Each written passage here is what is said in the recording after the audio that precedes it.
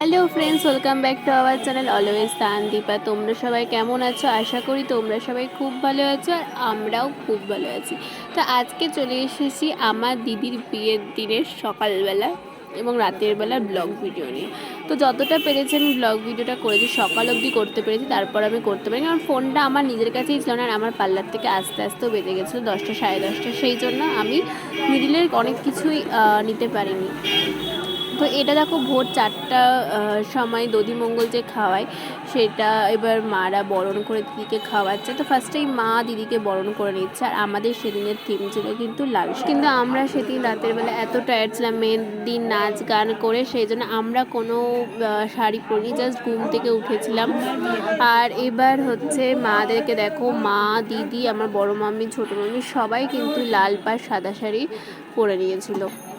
এবার মা খাওয়ানোর পর এবারে মামি খাইয়ে নিচ্ছে দই চিড়া মিষ্টি। এদিকে দিদি তোমার হচ্ছে যেহেতু সকাল থেকে কিছু মানে সকালবেলা একদম উঠে মিষ্টি জিনিস ওর খেতে ভালো লাগছে না, ওই জন্য ও বলে যাচ্ছে অল্প অল্প অল্প। এদিকে দেখো ক্যামেরাম্যানও চলে এসেছে, চোখে দাঁড়িয়ে আমাদেরকেও কিন্তু ডেকে দিয়েছিল ফটোগ্রাফার যে ছিল আমাদের, সে কারণ আমাদের কারোরই ঘুম ভাঙেনি 4টার সময়।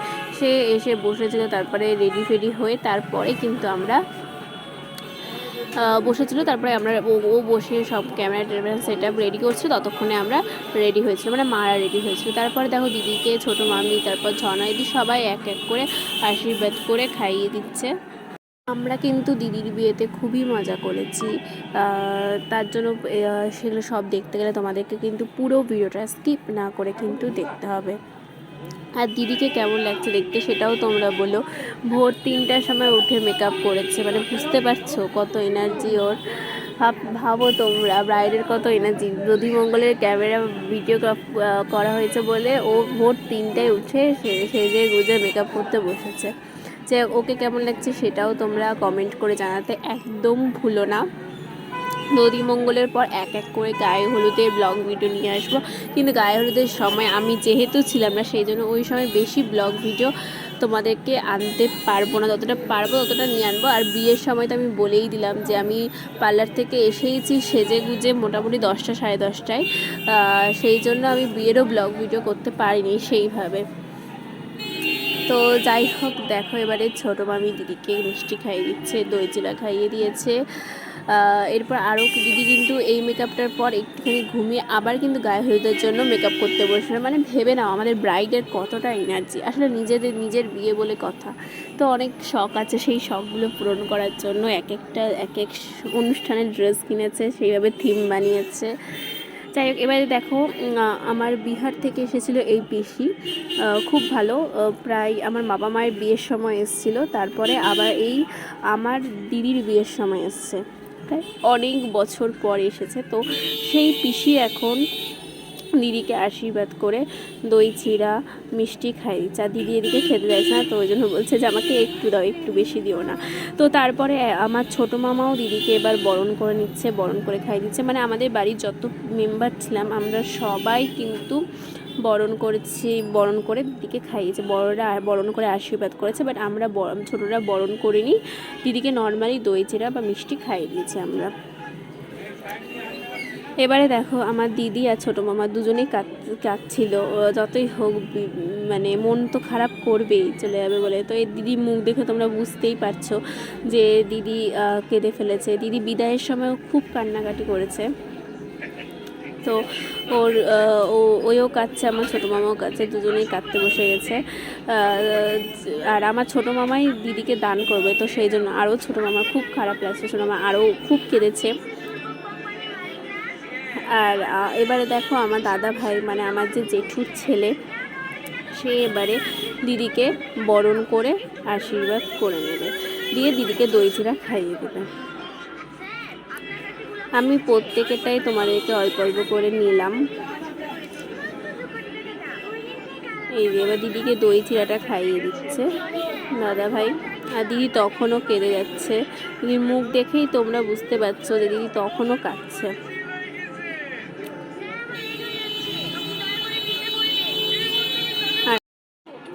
এবারে কিন্তু চলে এসেছে আমার বড় মামার মেয়ে, ওও কিন্তু খাওয়াতে বসে গেছে। তো আমরা কেউ বাচ্চারা ড্রেস চেঞ্জ করিনি, আমরা সবাই যেই ড্রেস পরে ঘুমিয়েছিলাম সেই ড্রেস পরেই খাইয়ে দিয়েছি।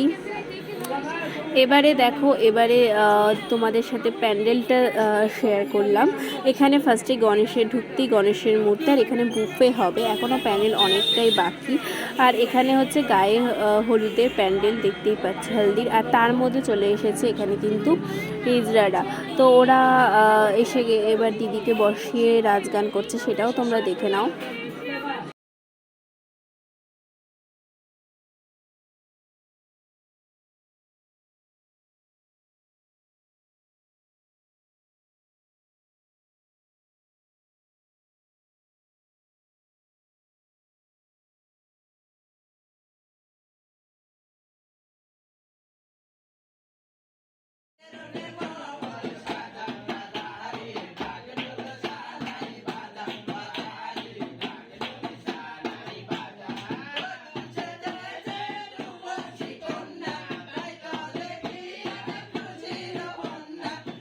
তো এবারে তোমরা দেখলেই হিজড়াদের নাচ গান, ওরা দিদিকে বসে নাচ গান করে আশীর্বাদ করে তারপরে গেছে। এরপরে কিন্তু শুরু হয়ে গেছে গায়ে হলুদের অনুষ্ঠান। তো ফার্স্টে ওই কাঁসই ভাজা, হলুদ ভাজা যা যা থাকে নিয়ম, সেই নিয়মগুলো এক এক করে শুরু হয়েছে।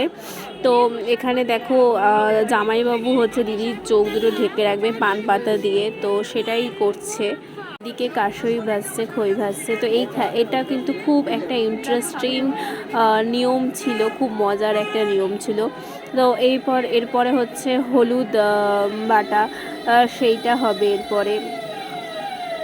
আর এখানে দেখো ছাদে বেশিরভাগ সবাই কিন্তু আমরা হলুদ, ছাদটা পুরো হলুদ হয়ে গেছে। এবার এই নিয়মটাতেও জামাইবাবু পান দিয়ে ঢেকে রাখবে দিদির চোখ, আর দিদি হলুদ দেবে আর সবাই হলুদটা কুড়বে। তো সেই নিয়মটা এখানেও কিন্তু শুরু হয়ে গেছে।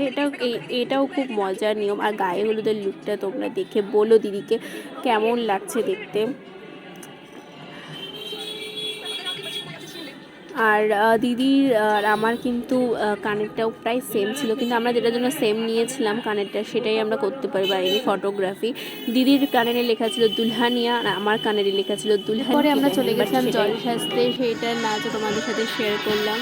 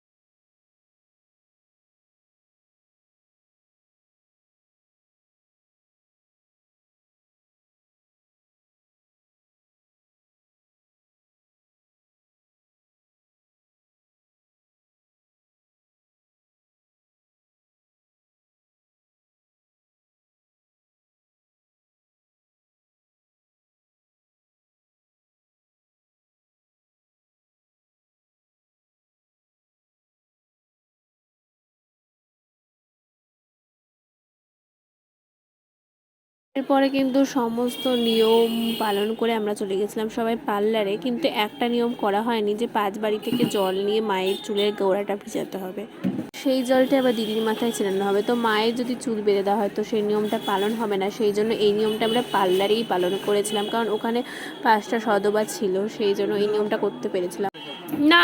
তো সেই জন্য সেই নিয়মটা আমরা পসিবলভাবেই কমপ্লিট করতে পেরে গেছি। যাই হোক, হঠাৎ করেই মায়ের মনে পড়ে গেছে। আর এখানে দেখো সেজেগুজে এসে দেখছি বড় চলে এসেছে, বর বরণের জন্য সমস্ত নিয়ম এখানে পালন হচ্ছে। আর এইখানে এখন বরকে গাড়ির দরজা খোলা হচ্ছে, আর এদিকে মা এখন বরণের জন্য রেডি করছে সমস্ত কিছু। আর মাকে কিন্তু সাজটা পুরোটা আমি ঠিক করে দিয়েছিলাম, যে মায়ের সাজটা হবে পুরো একটা বাঙালিয়ানা। আর এখানে দেখো বিয়ের শেষের পর হচ্ছে এখানে শুরু হয়ে গেছে কিন্তু মা আর বাবার নাচ। আর পুরো বিয়েটাতেই আমরা, এদিকে বিয়ে হয়েছে আর আমরা নেচেছি, সেই জন্য কোনো ভিডিও নিইনি, কারণ পুরো বিয়েটাতেই আমরা নেচেই গেছি। তো যাই হোক, এবারে দেখো মা আর বাবা খুব সুন্দরভাবে নেচেছে, যেটা সবার খুব পছন্দের হয়েছে। তোমাদেরও কেমন লেগেছে সেটা জানিও, আর বাবা আর মায়ের লুকটাও কেমন হয়েছে সেটাও জানিও। পুরো বাঙালিয়ানা একটা লুক রেখেছিলাম, তো কমেন্ট করে জানাতে অবশ্যই তোমরা একদম ভুলো না। আমাদের বিয়ের লগ্ন ছিল কিন্তু 1:50 রাত্রি, সেই জন্য অনেকেই ড্রেস চেঞ্জ করে নিয়েছে, সেটা তোমরা দেখেই বুঝতে পারছো। আর এদিকে বাবা আর মায়ের নাচটা সবাই অনেকেই বসে এনজয় করেছে, আর খুব খুব খুব খুব ভালো হয়েছে। মানে মা হঠাৎ করে আসলে আর বাবা মাকে ধরে নিয়ে চলে আসলো যে চলো নাচি দুজন মিলে একসাথে। আর আমার বাবা আর মা দুজনেই খুব ভালো নাচে। তোমাদের কেমন লাগলো সেটা অবশ্যই কমেন্ট করে জানাতে ভুলো না। এটা কিন্তু যেহেতু মেয়ের বিয়ে মাকে দেখতে হয় না, সেজন্য মা নিচে ছিল। তো এটা হচ্ছে বিয়ে শেষ হওয়ার পরের, এটা পুরোটাই তারপরে যখন আশীর্বাদ হচ্ছিল তারপরের এটা নাচের ভিডিও তোমাদের সাথে আমি একটু শেয়ার। কিন্তু বিয়ে শেষ হয়ে যাওয়ার পর বর বউকে নিয়ে আমাদের নাচও শেয়ার করলাম।